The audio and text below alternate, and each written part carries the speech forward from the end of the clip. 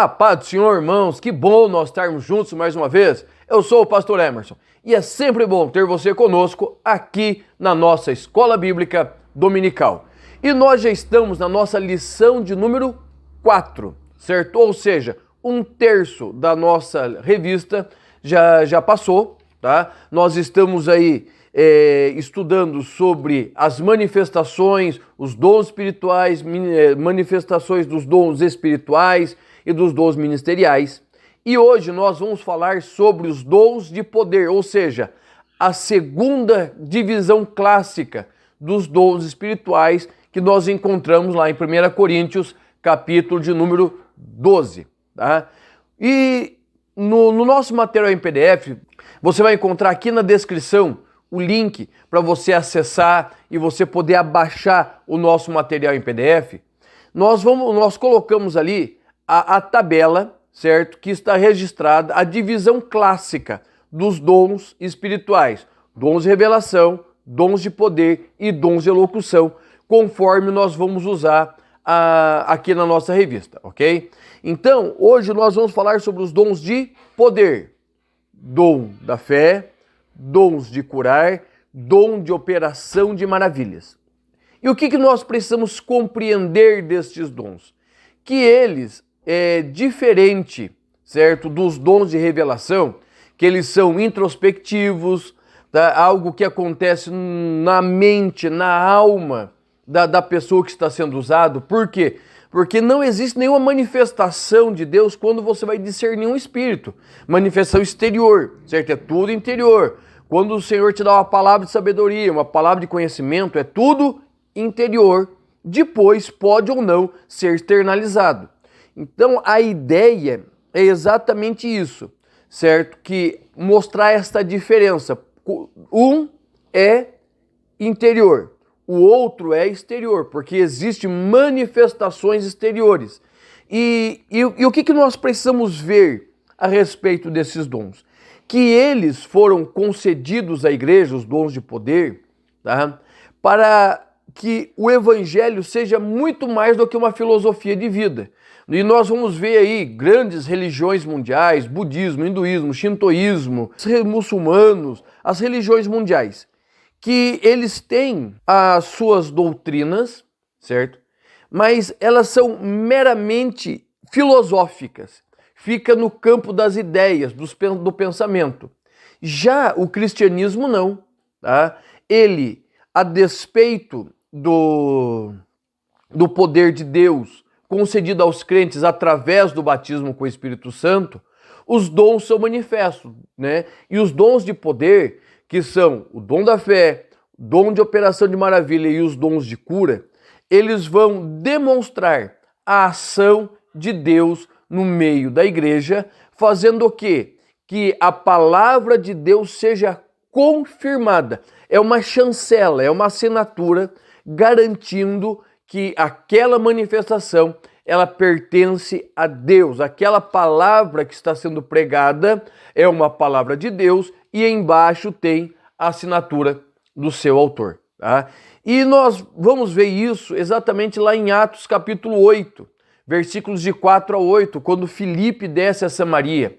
E a Bíblia vai deixar bem clara, está tudo registradinho lá no nosso material em PDF, certo? Que eles estavam ouvindo a palavra pregada e aquela palavra já estava causando neles mudança de vida, salvação. Mas a operação dos sinais, dos prodígios, dos milagres, ele confirmava. Eles ficavam totalmente abobados em ver o que estava acontecendo ali, tá? Porque os sinais, eles causam espanto, admiração. Muitas vezes eles quebram a barreira que as pessoas têm pelo evangelho. É só você olhar lá na questão de Paulo, lá em Atos capítulo de número 28, né?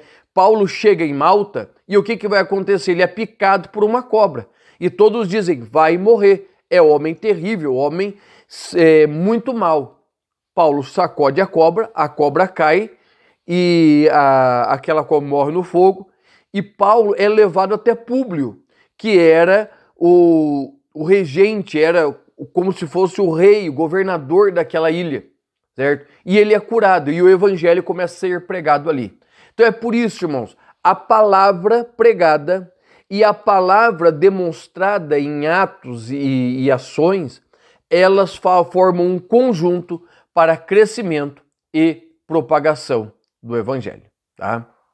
O nosso textuário vai dizer assim: a minha palavra e a minha pregação não consistiram em palavras persuasivas de sabedoria humana, mas em demonstração do poder do Espírito, para que a vossa fé não se apoiasse em sabedoria de homens, mas no poder de Deus. 1 Coríntios, capítulo 2, versículos 4 e 5. A verdade prática diz assim: os dons de poder são capacitações especiais em situações que demandam a ação sobrenatural do Espírito Santo na vida do crente.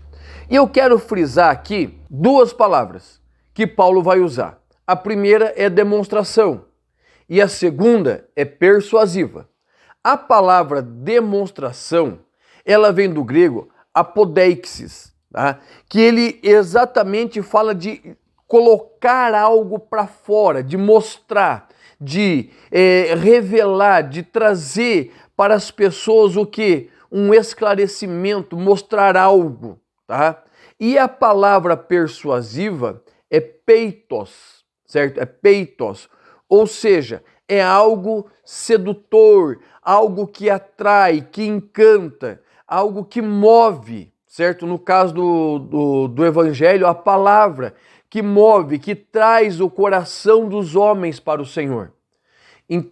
Então, Paulo está dizendo assim, que as minhas palavras, certo? Elas, primeiro, não foram nada humana, não foram seduções humanas, certo? Não foi palavras para enredar vocês, mas a minha palavra veio pela ação e o poder do Espírito, a ação de quebrantar os corações e o poder demonstrado pelos atos. Então, as palavras de Paulo, a mensagem de Paulo é uma mensagem transformadora, enviada e dada pelo Espírito Santo. Vamos lá? O tópico de número 1 vai dizer assim: dom da fé, certo? O que significa fé? A fé, nós vamos ver a melhor definição dela, está lá em Hebreus capítulo 11, versículo 1, diz assim: ora, a fé é o firme fundamento das coisas que se esperam e a prova que se não vem. Hebreus 11, 1. Ou seja, muitos vão dizer assim, não, a fé é um passo no escuro, é um pulo, é um salto, certo? É um salto. Não, o que é a fé?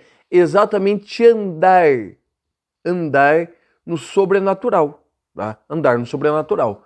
E nós vamos ter muito a ideia disso quando Pedro anda sobre as águas. Quando Pedro anda sobre as águas, o que nós vamos ver? Ele usando um dom extraordinário de Deus, porque ele ouviu a voz de Cristo, foi chamado por ele para quê? Para crer. Crer que ele poderia fazer o que o mestre estava fazendo. Então esse é o dom da fé. E isso fica muito claro que o dom da fé, ele vai muito além daquilo que vemos, daquilo que vivemos. Ele vai para o passado e também vai para o futuro, certo? Hebreus capítulo 11, versículo 3 e versículos 39 e 40 vai dizer assim: pela fé entendemos que os mundos pela palavra de Deus foram criados, de maneira que aquilo que se não vê foi feito do que é aparente. Hebreus 11, 3.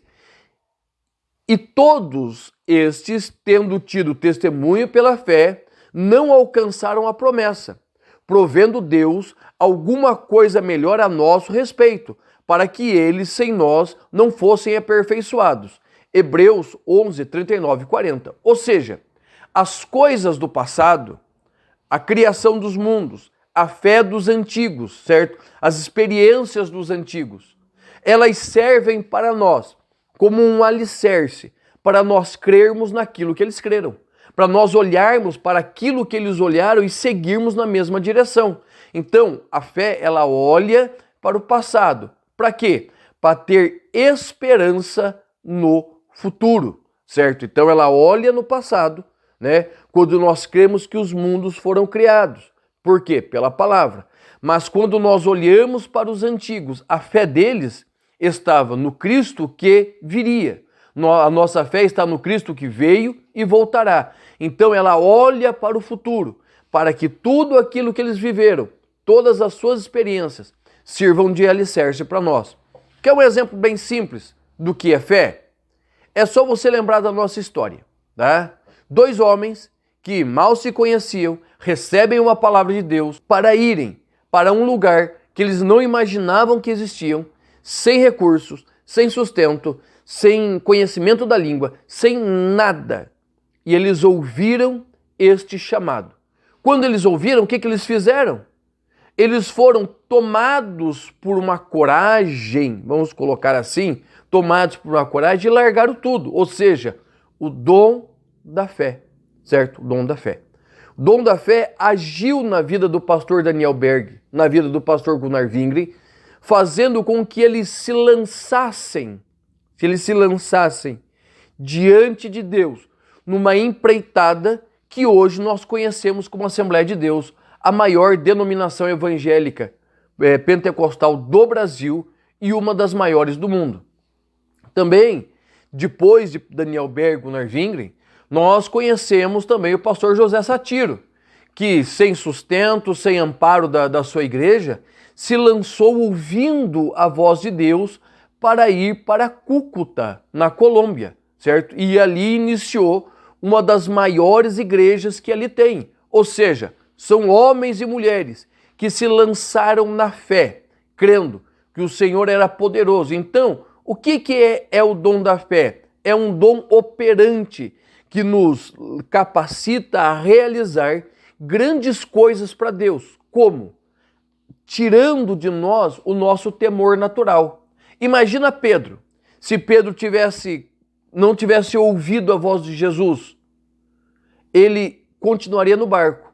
Mas quando ele ouviu, ele precisou de uma fé, ele precisou de coragem para descer do barco. Muitas vezes nós precisamos também para realizar as grandes obras de Deus. No segundo tópico, nós vamos ver a fé como dom, certo? Nós vamos ver 4 pontos aqui, bem esclarecedores. O que não é a fé, certo? Não é a fé salvífica, aquela fé que é despertada quando recebemos a Cristo. O dom da fé não é a fé salvífica, a fé despertada pela pregação do Evangelho.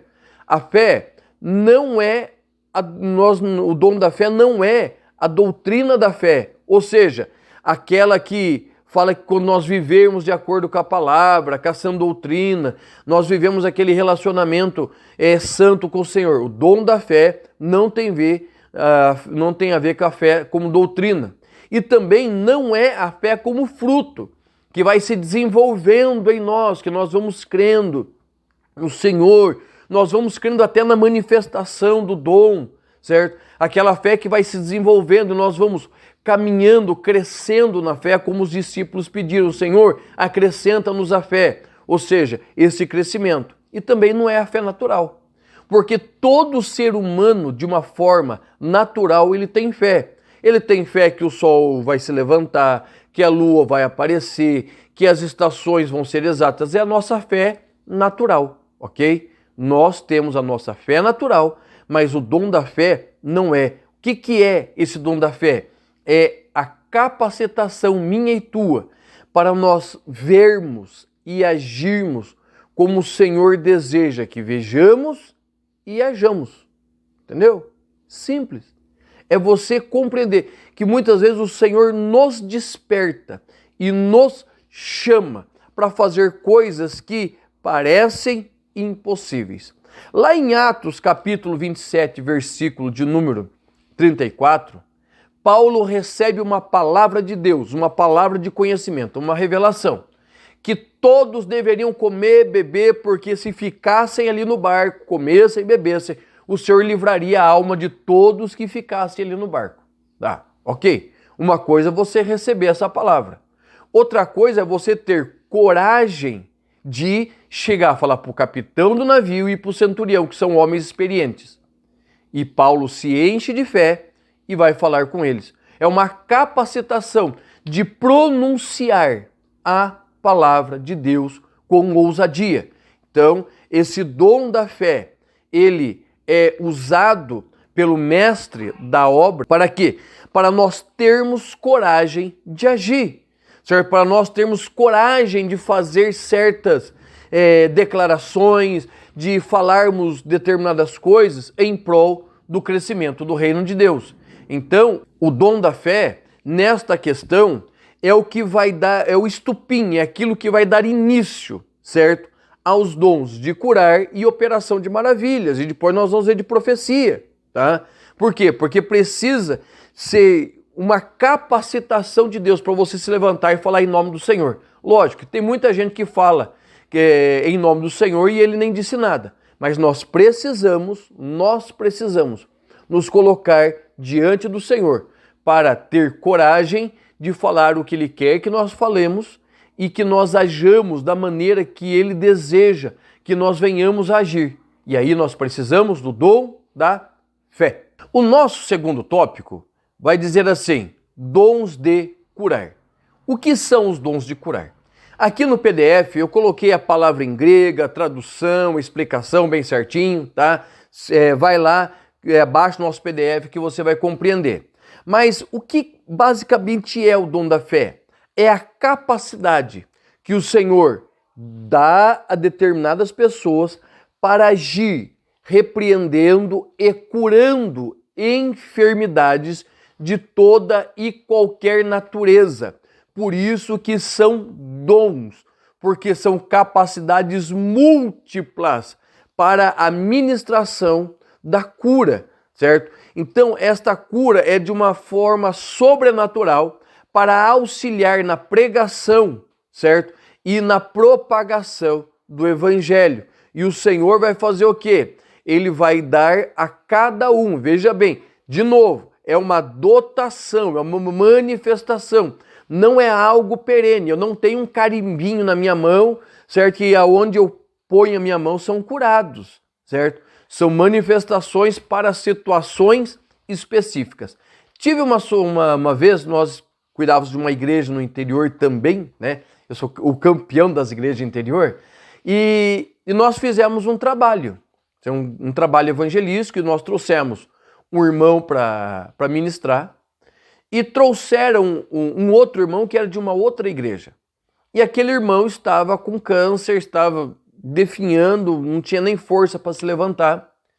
E numa manhã missionária, aquele irmão, o irmão Jocinei Betim, ali de Mauá da Serra, ele estava pregando, certo? E Deus o impulsionou a orar pelaquele irmão, impondo as mãos sobre ele, orando para que o Senhor o curasse. Tá? E a fraqueza do homem era tão grande que ele não conseguia se colocar em pé. E o irmão Jocinei orou por ele, presbítero, pastor agora, né? Jocinei Betim, na época era presbítero, orou por ele, repreendeu a enfermidade. Tá? E nós fomos vendo gradualmente aquele homem se restabelecendo, né, retomando a sua vida. E quando nós mudamos de lá, ele já tinha filhos, a sua saúde já estava restabelecida, ou seja, ela é dada segundo a necessidade da igreja, para quê? Para a propagação do evangelho. E depois daquilo, o número de visitantes na igreja, conversões começou a aumentar, porque o Senhor, ele usa as suas ferramentas, mas nós precisamos compreender, eu não sou o dono do dom, o dom são manifestação. Lembra que Paulo diz lá em 1 Coríntios 12, 11?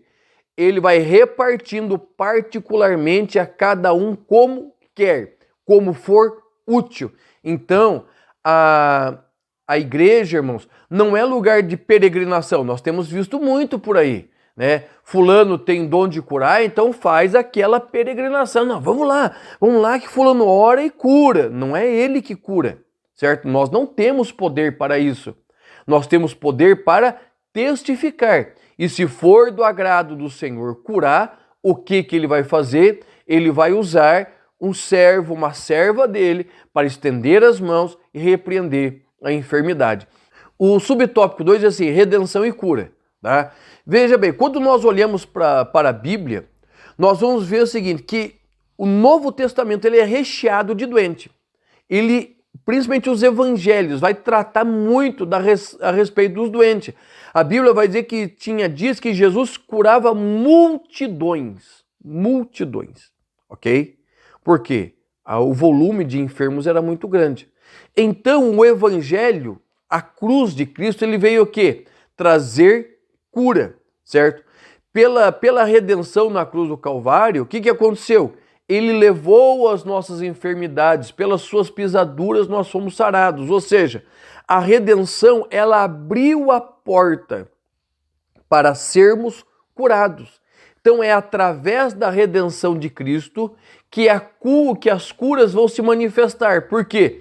É a partir de Cristo e da doação do seu Espírito que nós recebemos os dons espirituais, entre eles os dons de curar. Então, a questão da cura está vinculada, linkada à redenção, à obra de Cristo no Calvário, certo? Nós vamos estudar Cristologia, né, a pessoa de Cristo. O que nós vamos estudar? Que a redenção, além de salvação, trouxe para nós a cura. Todo aquele que é salvo, ele tem a possibilidade de ser curado e também de ser usado para curar. Tá? E o subtópico 3 diz a necessidade dos dons. E isso, irmãos, nós precisamos olhar com muita atenção. Veja bem, nós estamos num período muito difícil da nossa história. Tá? Nós estamos numa pandemia que já está durando mais de um ano, nós estamos em abril, está indo já para um ano e meio, tá? Nós estamos indo para um ano e meio. E se inventou vacina, agora tem as variantes das doenças, pessoas que vacinam e são vacinadas e voltam a ficar doentes. Por quê? O Senhor deu sabedoria aos homens, mas essa sabedoria é limitada, ela vai até certo ponto. Tá? Nós temos aí a questão da AIDS, agora está surgindo uma vacina para a AIDS, está surgindo depois de 30 para 40 anos, tá? Mas é tudo o quê? Tudo experimental. Nós temos a questão do câncer, tá? O câncer, ele tem tratamento, ele tem cirurgias, mas veja bem, existe sempre uma pulga atrás da orelha daqueles que passam pelo tratamento, né? Pode ser que volte, se manifeste em outros lugares, ou seja, não existe nada definitivo. É por isso que a igreja, ela precisa voltar a ser o hospital de Deus. A igreja, ela precisa voltar a manifestar os dons no seu meio. Para quê? Para que as pessoas vejam isso e compreendam que a palavra do Evangelho é extremamente real. Então, quando os dons de cura estão operando na igreja, o que ela vai fazer? Ela vai fazer as pessoas serem libertas, o nome do Senhor ser glorificado e, consequentemente, serem salvas. Tá? E esta cura não é só no corpo físico. Muitas vezes nós já ministramos curas físicas, espirituais, emocionais, psicológicas, porque nós sabemos que o homem ele não adoece só na carne, ele adoece no seu íntimo, seu psicológico, no seu emocional, tá? E até mesmo no seu espiritual. Então nós precisamos olhar a cura de uma forma muito mais ampla, certo? Por isso que são dons de curar. E o último subtópico, subtópico 3, diz assim, o dom de operação de maravilhas. Tá? E o que é esse dom? Certo? A palavra grega para esse dom é energema dunamis, certo? Energema, ela vai falar a questão daquilo que é feito, de uma operação, algo elaborado. E dunamis vai falar de força, habilidade, uma capacidade, virtude. Tá? E veja bem, a palavra dunamis, ela no português, ela vai gerar palavras como dinamite, como dínamo, como dinâmico, certo? Ou seja, tudo que expressa liberação de energia, certo? Não é uma energia positiva, não é isso, mas é a liberação de um fragmento do poder de Deus, da manifestação do poder de Deus através do homem. Para quê? Para mudar a realidade atual, certo? Para mudar a realidade. Um exemplo bem clássico é Jesus lá nas bodas de Caná. O que ele faz? Ele transforma água em vinho, substâncias quimicamente totalmente diferentes. Já é diferente no olhar, certo? A água não tem cheiro, não tem gosto e não tem cor. Vinho tem cheiro, tem gosto e tem cor. Pronto, já não precisamos nem entrar na parte química da coisa. Isso é uma transformação da realidade, certo? Quando Jesus ele começa a operar, Paulo começa a operar, né? Pedro começa a curar, ele vai transformando situações. Veja bem, preste bem atenção. Pedro, ele é chamado para curar, para ressuscitar Dorcas, certo? Dorcas está numa cidade, Pedro está em outra cidade, tá? Dorcas morre, até constatarem a morte de Dorcas, até se reunirem, decidir. A Bíblia vai dizer que já tinham lavado ela, ou seja, já estavam preparando para embalsamá-la, até que resolvem chamar Pedro. Então, toda essa preparação vai chamar Pedro. Pedro vai chegar. Quanto tempo levou? Não sei, certo? Vamos dizer que levou meio-dia, 12 horas, certo? Até ela morrer e Pedro chegar. Irmãos, com 12 horas o corpo ele já começa a liberar gases, já começa. Quando Pedro chega ali, ele chega para transformar a realidade atual. Ele chega e ele ora por ela, e Dorcas, ela ressuscita. Ela levanta-se dos mortos. A natureza foi mudada, tá? Esta é a questão da operação de maravilhas. Eu vi, esses dias eu estava falando na igreja, né? Eu vi com esses olhos que a terra há de ver ser arrebatada, porque a terra não vai comer, eu vou ser arrebatado, certo? O que eu vi? Eu vi, literalmente, perna crescer. Eu vi uma senhora que, por causa da sua muita idade e problemas de saúde, ela se colocar com a coluna ereta. Ela andava de bengalinha assim. Eu ouvi os ossos dela voltando, estralando para o lugar. Eu vi aquela mulher que andava com as suas bengalinhas se arrastando, correndo no meio da igreja. Eu vi perna crescendo, eu vi braço crescendo. Eu vi. Né? Um pastor que teve, há muitos anos atrás, por nome de Josué, na época que o pastor Cristóvão Lazarotto era pastor na cidade de Itararé, certo? Eu vi isso acontecer. Ou seja, são transformações da realidade. Então, irmãos, e o que acontece? As pessoas falam, mas lá no Novo Testamento a gente quase não vê na vida dos apóstolos. Vê sim. Eu coloquei ali no PDF uma sequência de versículos, Atos 4:33, Atos 8:13, Atos 19:11, 2 Coríntios 12:12, Gálatas 3:15, Hebreus 2:4, certo? Que fala das maravilhas que estavam sendo realizadas pelos apóstolos, tá?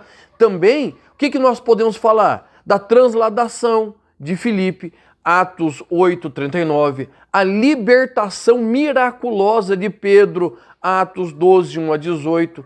Então, todos esses exemplos, irmãos, são muito claros para nós compreendermos o poder de Deus de mudar a realidade, transformar aquilo que está sendo visível naquilo que é invisível, transformar aquilo que está acontecendo em algo que glorifique o nome dele. Então, a operação de maravilhas, certo? Ele é um dom que faz o quê? A mudança da realidade, para que as pessoas olhem e creiam no Senhor, ok? Então, para nós encerrarmos, quando nós falamos do dom da fé, dom de curar e dom de operação de maravilhas, são dons que eles trabalham em conjuntos, um depende do outro. Precisa-se de fé para orar e alguém ser curado. Precisa-se de fé para que as maravilhas aconteçam, tá? E tudo isso também está linkado com os dons de revelação, certo? Porque o Senhor fala conosco que Ele poderá curar tal pessoa, Ele fala conosco que Ele poderá operar tal coisa, a fé se apodera em nós, tá? E nós vamos e realizamos a vontade de Deus. Ou seja, os dons são dados pelo mesmo Espírito. Te espero na nossa próxima aula.